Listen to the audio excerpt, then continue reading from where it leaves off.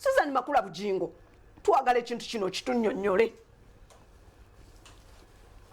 Ku criticism yonna ebaddeko ku social media wali otuddeko awo n'ogamba oba kite nga criticism esusse nnyo tekkosa edda simanyi Katonda bwe yankola naye bw'ojja n'oŋŋamba Dora mubi nsooka kwebuuza lwaki oŋŋambye kubanga nze nali mbaddeko mu situations ng'omuntu ankyayisizza abantu so bw'oŋŋamba nti Dora mubi njagala nsooke mmanye Dora mubi Dora mubi ngenda muwa benefit of doubt Dora bw'atanneekolera kintu manya musobola okuba mulina differences zammwe bw'aba olina ekintu kyondaga nti yes Dora yakola kino nga nkiraba then mba nfunye ensonga lwaki Dora mba sigenda musemberera ne sigenda mukyawa sigenda muwalana enensi gye tulimu tulina okwegendereza nti wandikira n'owala n'omuntu nga yagenda okuba business partner wo oba ye client wo so osobola okuba omuntu distance naye empalana tebera public okuggyako ng'obwongo obunafu bw'ogimakinga public so criticism of course waliwo we yali awo ndooza nga twakagala na mwaka gumu there was a lot of pressure yali nene kati wali otambulanga mu kkubo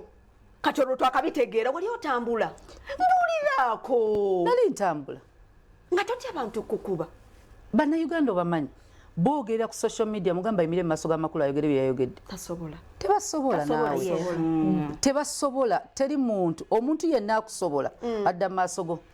atakusobola adda mu maaso ga simu ye n'arekodinga n'apositinga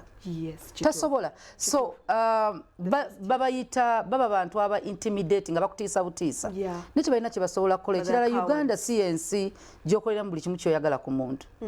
and okujjako nze of course osobola okunvuma n'okola buli kimu kubanga nze mmanyi ensonga lwaki people don't mind their business they don't have any business to mind omuntu yenna alina business to mind talina budde bwa social media ne makula hamu talina budde bwa makula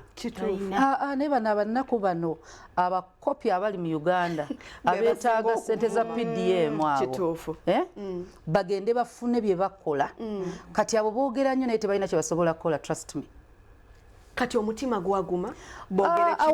nafuna pressure yava kuba nti babingiza mama wange nkitegeera so kyobola saagala bukedde so ababukedde bagendako ewa mama wange omujjako interview ekyebando yes nga tomanyi nga simanyi in fact omusajja oyo yagendayo yatuuka kwolwo lwennyini nali nzize wa mami kati nga nebase mu kisenge so bagamba mami waliwo abagenyi boyina kati gayi nayingira nagamba nze kubuuzaako ndi mukwano gw'amakula biki mami namwa ne chai kati mami nampita nangamba waliwo mukwano gwaze so anenzija ne mugamba gwani nangamba anti nze nkola ku yasoka kulimba nti akola ku Daily Monitor asoko simbe wakati kati olwo munnamawulire atuuse bamuwadde chai amaze okunywa ova mu Daily Monitor ne mugamba Kamalo bakubira mbabuuze oyagala ki